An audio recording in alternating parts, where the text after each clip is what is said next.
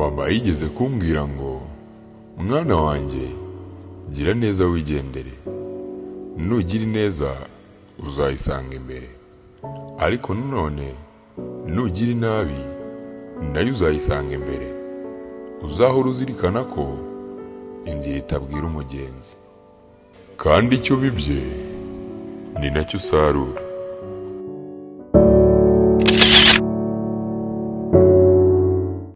Sogokuru yigeze kumbwira ngo ntuzajajinga igitabo kubera uko wabonye kava yacyo, ahubwo uzagifungure maze numara kugisoma ubone kujajinga.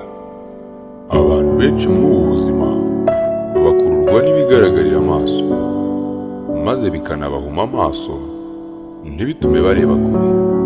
Ariko weho mwana wanjye uzahora uzirikana. Nibyo koko uwambaye ikirezi ntamenya ko kera, ukumbura urumuri iyo uri mu mwijima, ndetse ukumbura izuba iyo uri mu bukonje. Umenya agaciro k'ugukunda iyo atagihari. Sogokuru yigeze kumbwira ngo babivuze neza ko ubwenge buza ubujiji buhise, ariko wewe mwana wanjye ntuzategereze guca mu bujiji kugira ngo umenye ubwenge wari ufite. Ibi nubikurikiza uzambara ikirezi unabizi ko kera. Mama wanjye yigeze kumbwira ngo mwana wanjye urukundo ni inzira ndende ariko buri wese anyuramo.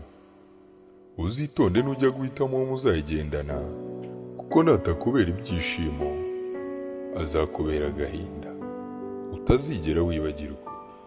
Ikindi uzazirikane ko urukundo nyarwo rudashingira ku kintu na kimwe. Ibi nubikurikiza urugendo ruzaba rugufi.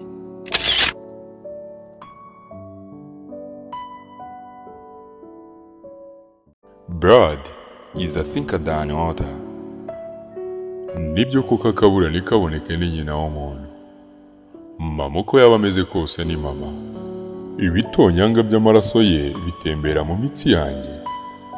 Nk'uko ntayiyoberwa yayo mu mwijima, ni nako mama atanyoberwa cyangwa ngo anyibagirwe.